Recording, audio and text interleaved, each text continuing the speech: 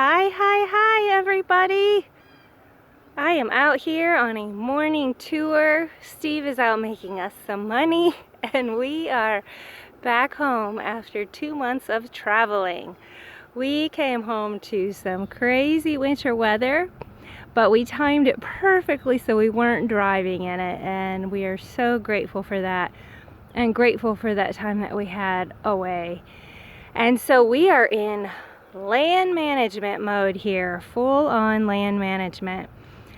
A couple days ago, it was low 20s, negative wind chills, and snow and ice. And we still have the ice, and we have snow on the north side of the buildings and the north sides of the woods. But out here, it's melted off. But on that really cold day, Steve and I hit it hard on land management. We just bundled up and went outside and felt that cool breath of Mother Earth on our faces. And when we couldn't take it anymore, we would go back inside and get warm by the wood stove and have some black coffee and head back out. So what we accomplished is mowing a few areas. As we've talked about in the past, we mow some of our old fields in February, and we always try to do it when the ground is frozen and before the American woodcocks return. So this is the area that is the old field, but we've really started calling it the thicket now because it's not old field anymore. There are trees growing, there are shrubs growing, and so what we're doing is mowing areas to keep goldenrods and milkweeds and ironwood, that's a tree, ironweed, to keep them going so that we have diverse habitats here. But you can see just across the way, no mowing. And where I'm gonna go next, we did some mowing, and Steve's really working on creating his pods of thickets and then open areas of old field.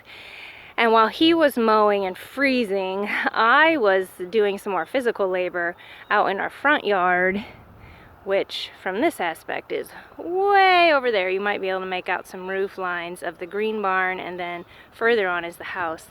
And I was cutting out a lot of sumac suckers in the front yard around where we've planted serviceberry and redbud, and we still have tons of sumac, don't worry. We would never get rid of that. We love that plant. But we just control the suckers so that it doesn't take over everything, and then I just lay them on the ground. It was a lot of fun, and sumac's really easy to cut, and then it'll just resprout. So let's take a look up the trail a little bit at some of Steve's little nooks. Here's another area that wasn't mowed and that we've planted to trees and that will eventually be trees. And then past that, you can see the dogwood thickets, and that's where we're heading to see some of his sculpting or his specialty mowing in that area. I'm out by the road now, and this is where the water starts to move across our property in a big way and then pools to the west over there, and the dogwoods are so happy, and then we have sedges growing up in here, so this water moving through makes for some treacherous, icy trails at the moment, but is such a gift to all these plants because they're well adapted to these types of soils and what moisture does in these types of soils. So here you go. In the thicket zone, you can kind of see the edge, and Steve just came in here with the mower. We just have a regular riding mower we bought used.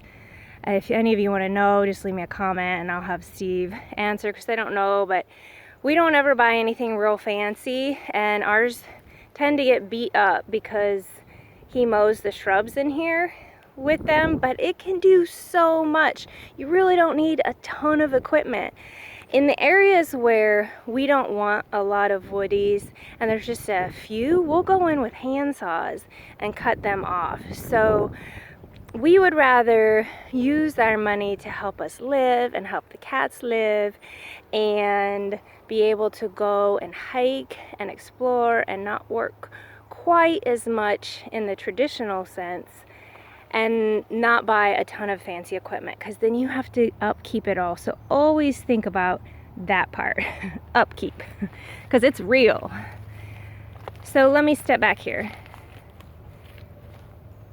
We've got a cedar defining that edge, and it's kind of hard to probably tell. I'm gonna walk up here a bit.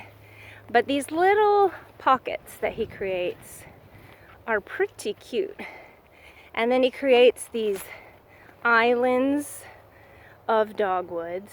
And not all of them are islands. We have a lot that are contiguous. But we're just trying to have a very diverse planting out here of thickets so that all kinds of different species can utilize it and we don't lose everything to shade, because then obviously some plants and animals won't thrive.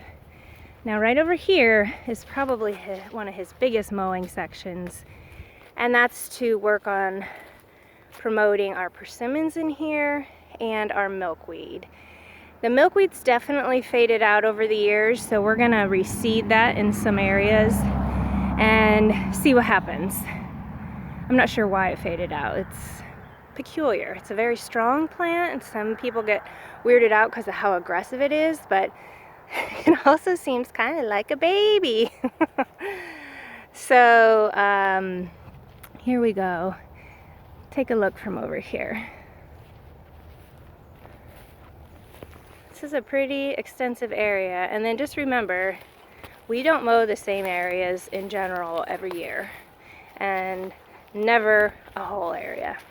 So that's what we've been up to, and I am going to do some more trimming up by our green barn today.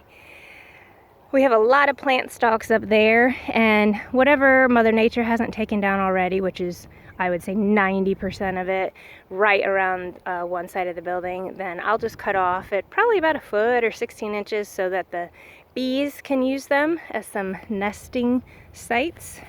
Look at this ant mound. You think they're active today? It's gonna be in the 50s today. Probably not, because this thing is rock solid. Wow. So if you're up to some land management too, leave us a comment. We would love to hear what you are doing. We're so excited to be back and witnessing what this land is doing.